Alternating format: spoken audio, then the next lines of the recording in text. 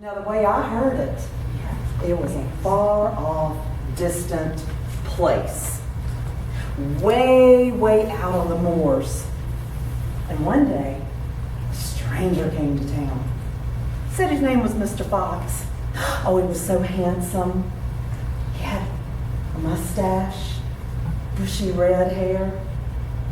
He said his name was Mr. Fox. And all the young ladies fell in love with him. And as the custom of the day, he courted all those young ladies. And also, as the custom of the day, they had to have a chaperone. And it was usually a mother or a father, a parent. And there was one young woman that had really caught his fancy. Her name was Mary. And Mary was pretty smitten with Mr. Fox, too. And since Mary didn't have parents, she was an orphan. They had died. Her parents had died when she was really young. She had 4 brothers. And they got to be her person that met with her beau in their tea time. And I just can't imagine having an older brother. I imagine her being the youngest of 5. And I can't imagine having a brother being this person that sits with you on your date. Oh, that's a whole nother story, huh? But Mr. Fox came to call, usually on a Sunday. And he had been coming for a while, and they flirted, and they had a good time. And the brother, one of them, was always there. And on one Sunday, Mr. Fox said, "Well, Mary, you haven't been out to visit me. I've been coming here for quite a while, and you haven't even been out to my house." And you know how young girls are. They kind of flirt. And Mary said, "Oh, well, Mr. Fox, there's a reason why I haven't been out to your house. You've never invited me." And Mr. Fox said, "Well, we can fix that. I'll come by on a Tuesday.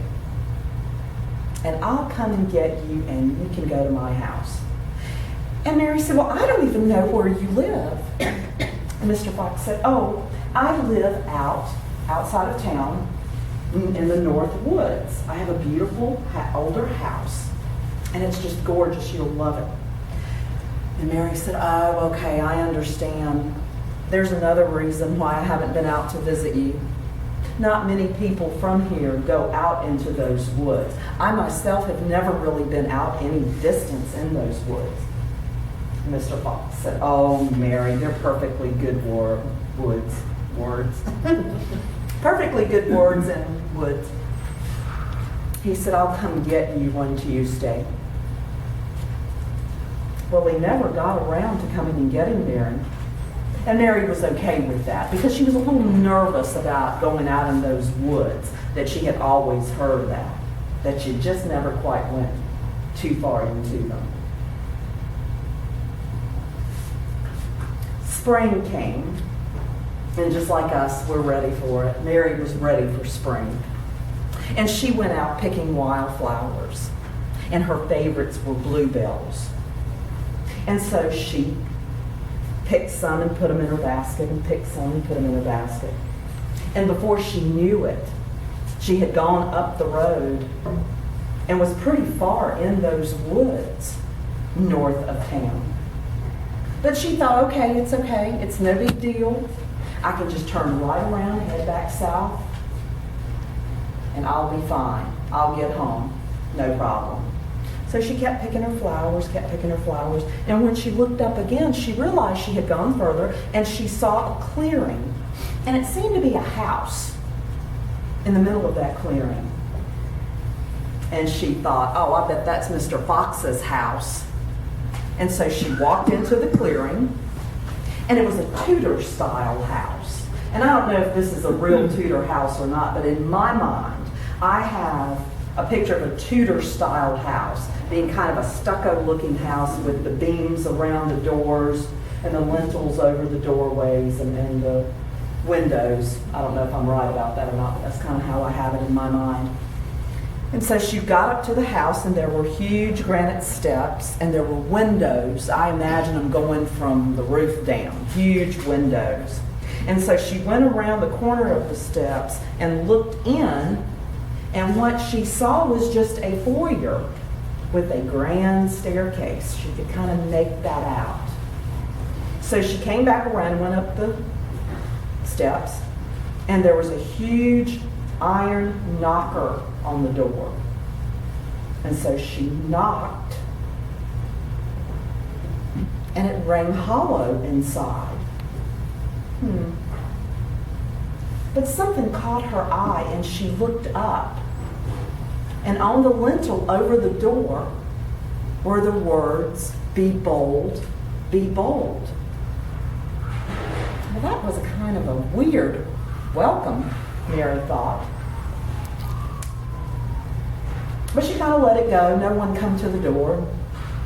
She tried the latch, and it opened. And she thought to herself, oh, Mr. Fox won't mind if I go into his house. He did invite me for tea. And so she opened up the door, and she walks in, and there's the foyer, and there's that grand staircase. You know the kind that those beautiful ladies, maybe like Southern belles in their dresses, walking down, looking gorgeous, and the men in their overcoats and just looking handsome. And you just feel gorgeous and handsome when you walk down the staircase. Well, that's exactly how Mary felt when she went up the staircase. She felt gorgeous. And she got upstairs to a landing. And at the back of the landing, she saw it was a hallway. And she walked into the hallway, and there was a door. And she thought, oh, I bet that's Mr. Fox's bedroom. And again, something caught her eye, and she looked up. And over the doorway were the words, be bold, but not too bold. I don't know about y'all, but if I would have seen something like that, I would have thought twice. But not our Mary. She's young. It's springtime. She's feeling good, out of the house, probably for 6 months. So here we go. We open up the door. And sure enough, it is a bedroom. And it's beautiful. I just picture this gorgeous oak furniture, 4-poster bed, a table with a bowl and pitcher so you can wash your face. And the drapes were drawn. I imagine just beautiful drapes. I kind of imagine this time maybe in Victorian times, maybe. And it was a little dark, but she could make out everything. And what caught her eye again was another door. And she thought, oh, that's Mr. Fox's closet. He's such a snappy dresser. I'd like to see his clothes. He won't mind. So she walked over to that door. And maybe out of habit, maybe this caught her eye too. She looked up. And over the door were the words, be bold, but not too bold, lest that your heart's blood should run cold. Didn't deter our Mary one bit. She opened up the door, and it was a closet. It was a huge closet, like all we women dream about. Those huge walk-in closets. And it was dark inside, and it took a few minutes when she walked in for her eyes to adjust. And when they did, she saw 3 vats. I'm picturing them over to the right. Like whiskey vats, maybe? Oh, but if it had only been whiskey in those vats. The first one she could make out, it looked like a dark liquid. Maybe it was whiskey. She took her finger, she touched the dark liquid, and she put it to her mouth. And it tasted of human blood. And in the second vat were bones. It was all the way up to the top, bones. And the third vat was hair, long, silken hair. And from what Mary could tell, some of it was still attached to the skin. She panicked. And she said, I've got to get out of here. I've got to get out of here now. And she came out into the bedroom. She made sure everything was where it was needed to be so nothing would show that she'd been there. She ran out into the hallway. She closed the door. She got to the landing when all of a sudden she heard something. And she looked out, she could see through one of those windows at the front of the house, and coming across the lawn was Mr. Fox, and he was not alone. He was pulling a young woman by the hair. And this woman was yelling and screaming and trying to get away from him, and he's striding across there with her. And Mary goes, oh my God, I've got to hide, I've got to hide. What am I going to do? So she goes running down that gorgeous staircase and goes underneath it just in time as Mr. Fox opens up that front door with that young woman screaming behind him.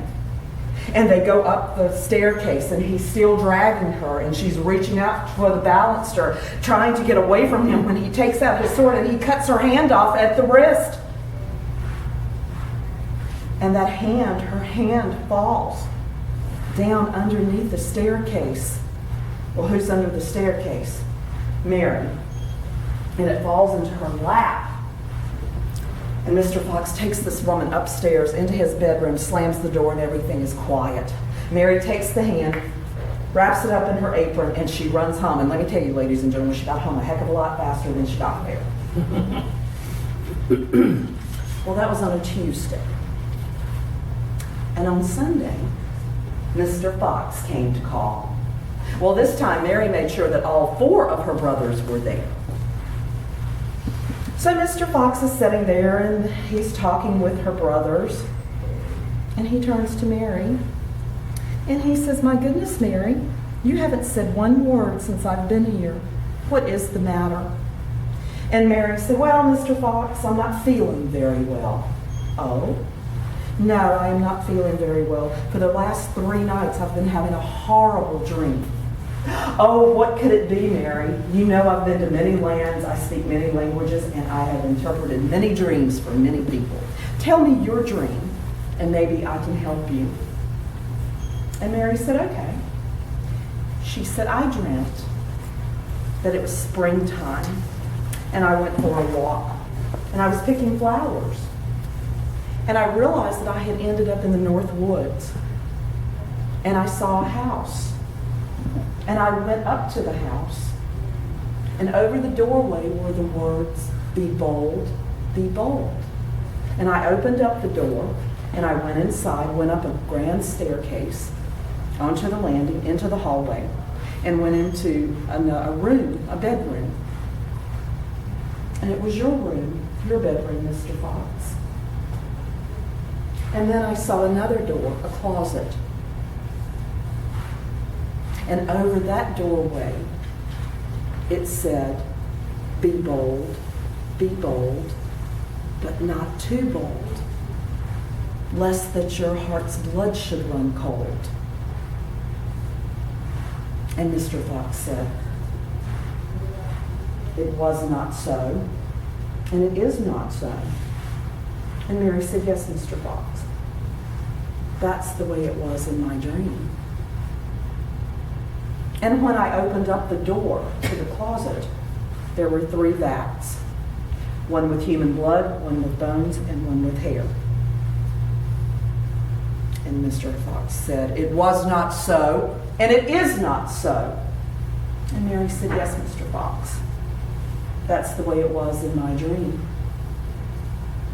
And she said, I went running out of that closet, out of the bedroom, into the hallway, and out on the landing, when I heard something.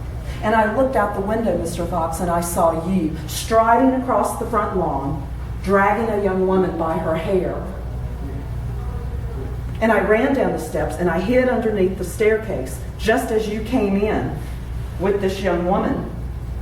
And you dragged her up the staircase, and she tried to hold on to the baluster. You took out your sword, you cut off her hand at the wrist, and it ended up in my lap. And Mr. Fox, by this time, is on his feet. And he said, it was not so, and by God, it is not so. And Mary said, yes, Mr. Fox, that's how it was in my dream. It was so, and it is so. And here is the hand to show. And Mary went under her apron, took out the hand, laid it on Mr. Fox's plate. And Mary's 4 brothers took him out back of their house. And they killed him. And I shan't tell you how they killed him, lest that your heart's blood should run cold. The end.